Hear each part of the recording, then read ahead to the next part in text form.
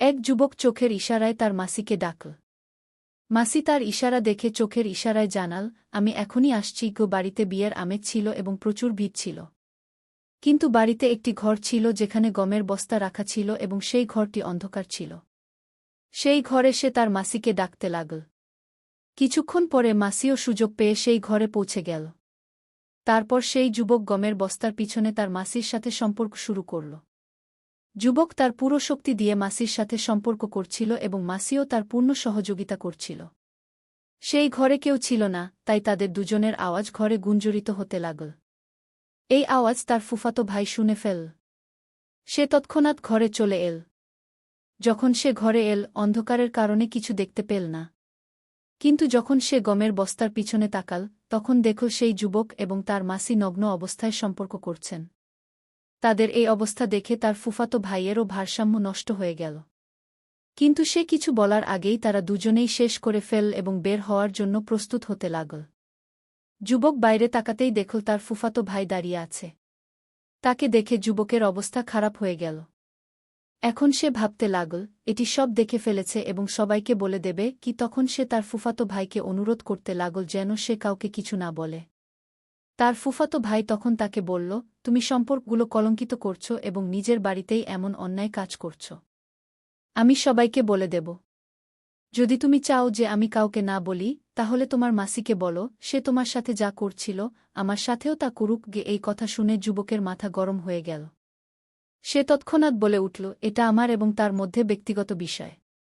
তুমি এতে হস্তক্ষেপ করলে ভালো হবে না গিয়ে। এই নিয়ে তাদের মধ্যে বিতর্ক শুরু হয়ে গেল এবং পরের গল্পটি আরও আকর্ষণীয় হয়ে উঠল। সেই পুরো গল্পটি আমি আপনাদের শোনাব। বন্ধুরা, আপনারা আমার আপনজন, আমার দেশের মানুষ। আমার শুধু এই অনুরোধ, যদি আপনি ভারত থেকে এই ভিডিওটি দেখছেন, তাহলে কমেন্টে এখনই হ্যাঁ লিখুন এবং ভিডিওটি লাইক করে চ্যানেলটি সাবস্ক্রাইব করুন। যারা আমাকে তাদের মনে করেন তারা দয়া করে এইটুকু করে দিন। তখনই তাদের বিতর্কের মধ্যে বাইরে থেকে জোরে জোরে দরজা পেটানোর শব্দ এল। ভিতরে কে আছে? দরজা খোলো। তখন রমেশ এবং মাসির হুঁশ উড়ে গেল এবং তার ফুফাতো ভাই সঞ্জু হতবাক হয়ে বলল, যদি কেউ ধরে ফেলে তাহলে পুরো বাড়িতে হইচই পড়ে যাবে কি। মাসি তাড়াতাড়ি দোপাট্টা ঠিক করে ভয়ে ভয়ে বলল, এখন কি করব? রমেশ ইশারায় সবাইকে চুপ থাকতে বলল। কিন্তু বাইরে থেকে আওয়াজ আরও জোরালো হতে লাগল। বাইরে থেকে কেউ বলল, আমরা খাবার নিতে এসেছি, তাড়াতাড়ি খোলো। এই আওয়াজ রমেশের ছোট চাচাতো ভাইদের ছিল। সম্ভবত তাদের এই ঘর থেকে খাবার নিয়ে যেতে হবে। রমেশ ভয়ে ভয়ে ইশারা করল সবাই শান্ত থাকতে। তখন তার ফুফাতো ভাই সঞ্জু বুদ্ধিমত্তা দেখিয়ে বলল, চুপচাপ জানালা দিয়ে বের হয়ে যাই। সঞ্জু ধীরে ধীরে জানালা খুলল এবং প্রথমে বাইরে লাফ দিল। তারপর রমেশও লাফ দিল। কিন্তু মাসি একটু ভয় পেয়ে গিয়েছিল। তবে রমেশ হাত ধরে তাকেও বাইরে নিয়ে এল। তিনজন তাড়াতাড়ি অন্ধকারে লুকিয়ে বাইরে বেরিয়ে গেল এবং আলাদা আলাদা দিকে চলে গেল যাতে কেউ সন্দেহ না করে। রাতে যখন সবাই বিয়ের আনন্দে মগ্ন ছিল, তখন রমেশ এবং সঞ্জু একা দেখা করল। রমেশ রেগে গিয়েছিল। তখন সে বলল, দেখ, তুমি যা বলেছ তা আবার বলো না কি। তখন সঞ্জু হেসে বলল, ভাই, তুমি তোমার মাসির সাথে মজা করতে পারো, কিন্তু আমি পারি না। এটা কোনো ন্যায়? তখন রমেশের রাগ বেড়ে গেল। কিন্তু তখনই তার ফুফাতো ভাই সঞ্জু ধীরে ধীরে বলল, যদি তুমি চাও যে আমি কাউকে কিছু না বলি, তাহলে মাসিকে বলো, সে তোমার সাথে যা করেছে আমার সাথেও তা করুক। না হলে সকাল হওয়ার আগেই পুরো পরিবার জানতে পারবে তোমরা কি করেছ গিয়ে। এই কথা শুনে রমেশের রক্ত গরম হয়ে গেল। এখন সে ভাবতে লাগল, যদি কথা বেরিয়ে যায় তাহলে সম্মান মাটিতে মিশে যাবে কি। এখন তার কাছে শুধু দুটি পথ ছিল, হয় সঞ্জুকে কোনোভাবে চুপ করাতে হবে, নতুবা সঞ্জুর কথা মেনে নিতে হবে। তখন রমেশের মাথায় একটি বিপজ্জনক পরিকল্পনা এল। সে সঞ্জুকে চুপ করানোর জন্য যে কোনো কিছু করতে প্রস্তুত ছিল। যদি আপনি এখনও গল্পে আটকে থাকেন, তাহলে দয়া করে ভিডিওটি একটি লাইক করুন। এখন তার কাছে আর কোনো উপায় ছিল না, তাই সে গিয়ে পুরো ঘটনা তার মাসিকে বলল। যখন মাসি সব শুনল, তখন সে হতবাক হয়ে গেল এবং বলতে লাগল, যদি তোমার ফুফাতো ভাই সবাইকে আমাদের সম্পর্কে বলে দিলে কি হবে? এই কথা শুনে রমেশ তাকে বলতে লাগল, তুমিও কি সঞ্জুর সাথে কিছু করতে চাও? এ কথা শুনে তার মাসি রেগে গেলেন এবং বলতে লাগলেন, আমি পরিস্থিতি বিবেচনা করে কথা বলছি না যে তুমি নোংরা চিন্তা করছ সে বিষয়ে। আমি তোমাকে শুধু এতটুকু বলতে চাই যে, যদি সে আমাদের সম্পর্কে কাউকে বলে দেয় তাহলে কি হবে?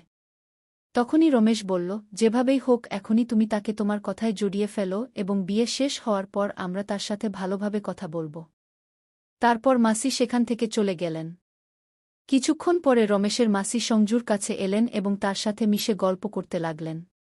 কিন্তু সঞ্জু আগে থেকেই বেশ চালাক ছেলে ছিল এবং সে কথায় কথায় মাসিকে এখানে সেখানে টাচ করে দিচ্ছিল। কিন্তু মাসির মজবুরি ছিল, তাই তিনি কিছু বলছিলেন না।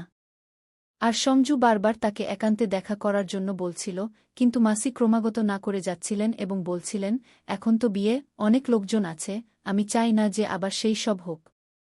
তাই 2-3 দিন অপেক্ষা করো, তারপর তুমি তোমার মনের ইচ্ছা পূরণ করে নিও। কিন্তু সঞ্জুও পুরানো খেলোয়াড় ছিল। তাই সে মাসির কথায় বিশ্বাস করছিল না। সে ভাবছিল যে যদি মাসি এখন হাত থেকে ছুটে যায়, তাহলে পরে আর কখনো তার সাথে কিছু করার সুযোগ মিলবে না। তাই সে মাসির পিছনে লেগেছিল।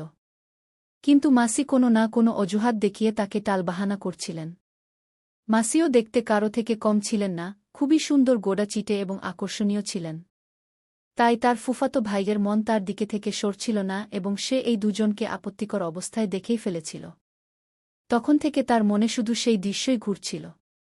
ধীরে ধীরে মাসি 3-4 দিন তাকে টালবাহানা করার কাজ করলেন এবং তখন পর্যন্ত বিয়ের কাজ শেষ হয়ে গিয়েছিল এবং বাড়ির সব মেহমান চলে গিয়েছিল। তখন মাসিও নিজের বাড়ি যাওয়ার প্রস্তুতি নিচ্ছিলেন। এমন সময় রমেশের ফুফাতো ভাই তার কাছে চলে এল এবং বলল, যদি আমার কাজ না হয়, তাহলে এটা বুঝে নিও যে আমি তোমাদের দুজনের কেলেঙ্কারি সবার সামনে ফাঁস করে দেব। এখন এ কথা শুনে মাসি ভয় পেতে লাগলেন এবং তিনি তৎক্ষণাৎ রমেশের কাছে পৌঁছে তাকে বললেন, আমি এই ছেলেকে কয়েকদিন ধরে বোঝাচ্ছি এবং তোমার কথা মতো 4-5 দিন ধরে টালবাহানা করছি। কিন্তু সে নিজের জিদ ধরে বসে আছে এবং মানছেই না। তখন রমেশ তাকে বলল, আপনি চিন্তা করবেন না, আমি এখন আমার মতো করে এই বিষয়টি হ্যান্ডেল করব। তারপর রমেশ তার ফুফাতো ভাইয়ের কাছে পৌঁছে তাকে বলল, ভাই, তুই তো আমার নিজের, তাহলে তুই আমার সাথে এ ধরনের কথা কেন বলছিস? তখন তার ফুফাতো ভাই বলল, আরে সে তো তোমার মাসি ইয়ার। তুই তার সাথে এত বড় অন্যায় কাজ করেছিস, আর যখন আমি বলছি তখন তুই না করছিস? যা তুই করতে পারিস তা আমি কেন পারব না? তখন সে বলল, ভাই, যদি তুই চাস, তাহলে আমি এই বিষয়ে তোকে এক এক করে সব কথা বলতে পারি যে এই পুরো মামলার শুরু কোথা থেকে হয়েছিল। তার ফুফাতো ভাইও কিছুটা মাতাল ছিল। তখন সে বলল, চল বল, শেষ পর্যন্ত শুরু কোথা থেকে হয়েছিল? তখন রমেশ তার গল্প বলা শুরু করল এবং বলল, আমি 2 বছর আগে আমার মাসির বাড়িতে গিয়েছিলাম এবং রাতে দারু পান করেছিলাম। আমার মাসাজি যে বিছানায় ঘুমাতেন, আমি সেখানে ঘুমিয়ে পড়েছিলাম। আর আমি জানতাম না যে কখনো কখনো আমার মাসিও শরাব পান করেন। আর সেদিন মাসিও শরাব পান করেছিলেন। সেদিন শরার নেশায় তিনি আমাকে মাসাজি ভেবে আমার কাছে এসে শুয়ে পড়েছিলেন। আমরা দুজনই নেশায় ছিলাম এবং ভুলবশত মাসি আমাকে মাসাজি ভেবে নিয়ে আমার সাথে ছেলেখেলা শুরু করলেন। আমি নেশায় থাকার কারণে নিজেকে নিয়ন্ত্রণ করতে পারিনি এবং মাসির সাথে সহযোগিতা করতে লাগলাম। কিছুক্ষণ পরে আমরা দুজন নগ্ন হয়ে গেলাম এবং আমি মাসির সাথে সম্পর্ক স্থাপন করতে শুরু করলাম। সম্পর্ক স্থাপনের সময় যখন আমি কিছু বললাম, তখন মাসি একদম চমকে গেলেন এবং তার ফোন তুলে ফ্ল্যাশলাইট জ্বালিয়ে দেখলেন যে মাসাজির জায়গায় আমি আছি। তখন তিনি বললেন, এটা তুই আমার সাথে কি করলি? আমি নেশায় ছিলাম এবং মাসিও নেশা ছিলেন। আমি বললাম, এখন মাসি, যা হয়ে গেছে তা হয়ে যাক। দুজন লোকই ঈশ্বরার নেশা ছিল, এই কারণে মাসিও আমার কথা মেনে নিলেন এবং তারপর আমাদের দুজনের মধ্যে সম্পর্ক হয়ে গেল। আর যখন একবার এমন হল, তখন আমাদের দুজনের সংকোচ কেটে গেল এবং যখনই সুযোগ পেতাম, আমরা দুজন সম্পর্ক স্থাপন করতাম। এ কথা শুনে তার ফুফাতো ভাই জোরে জোরে হাসতে লাগল এবং বলল, এখন তো এই কথা এক এক করে সবাইকে বলব। তখন রমেশ বলল, ভাই, আমি তোমাকে বিশ্বাস করে এই কথা বলেছি এবং তুই আমার সাথে এমন আচরণ করছিস? তখন সে বলল, তোমার মাসি এত সুন্দর, তাকে দেখলে যে কেউ তার উপর ফিসলে যাবে, তাহলে আমি কিভাবে ছেড়ে দেব? রমেশ অনেকক্ষণ ধরে তার ফুফাতো ভাইকে বোঝানোর চেষ্টা করল, কিন্তু তার বোঝার মধ্যে আসল না। তার আচরণ দেখে রমেশ বুঝে গিয়েছিল যে সে মানবে না, তাই সে তার ফুফাতো ভাইকে বললাম, চল, আমি কাল তোমার ব্যাপারে মাসির সাথে কথা বলবো এবং কাল দুপুরে আমি যেখানে বলব তুমি সেখানে চলে আসবে। আর তুমি যা ইচ্ছা করবে তা মাসির সাথে করে নেবে। এই কথা শুনে রমেশের ফুফাতো ভাই খুব খুশি হল এবং বলতে লাগল, আমি শুধু এটাই চাই। আর যদি কাল দুপুরের পর তোমরা কোনো নাটক কর, তবে আমি সন্ধ্যা পর্যন্ত সব কথা সবাইকে বলে দেব। তারপর রমেশ চুপচাপ সেখান থেকে চলে এল এবং বাড়িতে এসে শুয়ে পড়ল। সে সারারাত তার মাথায় এই চিন্তাই করতে লাগল যে এখন শেষ পর্যন্ত কি করা উচিত। পরের দিন সকালে সে সঞ্জুকে বলল, দুপুর 1টায় তুমি আমার বলা জায়গা চলে আসবে। কারণ বাড়িতে তুমি যা চাও তা সম্ভব নয়। তাই আমি মাসিকে 1টায় হাইওয়ের পাশের একটি জঙ্গলে ডেকেছি। সে সেখানে আসছে। আর আজ তুমি যা ইচ্ছা করবে তা আমার মাসির সাথে আমারই সামনে করে নেবে। আমি তোমাকে থামাব না, মাসিও তোমাকে মানা করবে না। এই কথা শুনে তার ফুফাতো ভাই খুশি হয়ে গেল। গল্পটি যদি ভালো লেগে থাকে তবে দয়া করে একটি লাইক দিয়ে দিন। সে তার বলা লোকেশনে পৌঁছে গেল। যখন সে সেখানে পৌঁছাল তখন রমেশ এবং তার মাসি বসেছিলেন। তখনই সঞ্জু দ্রুত মাসির কাছে পৌঁছে বলল, তাড়াতাড়ি করো, আমি নিয়ন্ত্রণ করতে পারছি না।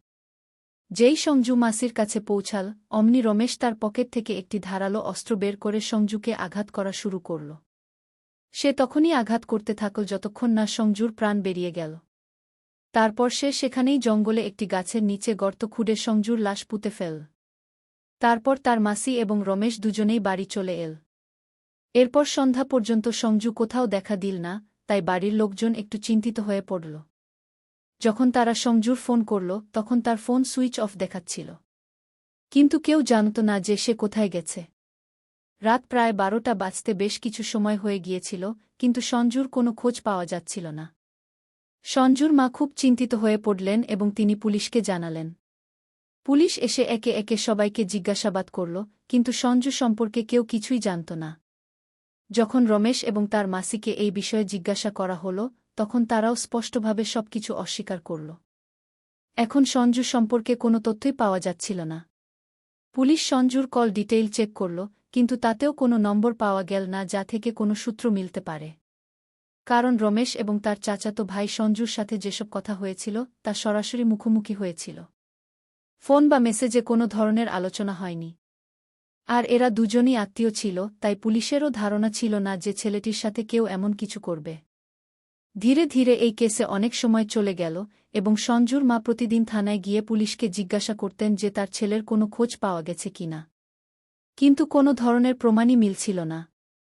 এদিকে রমেশ এবং তার মাসি তাদের কাজে ব্যস্ত ছিল। তাদের যেন সম্পূর্ণ স্বাধীনতা মিলে গিয়েছিল। কিন্তু বলা হয় না, খারাপ কাজের খারাপ ফলই হয়।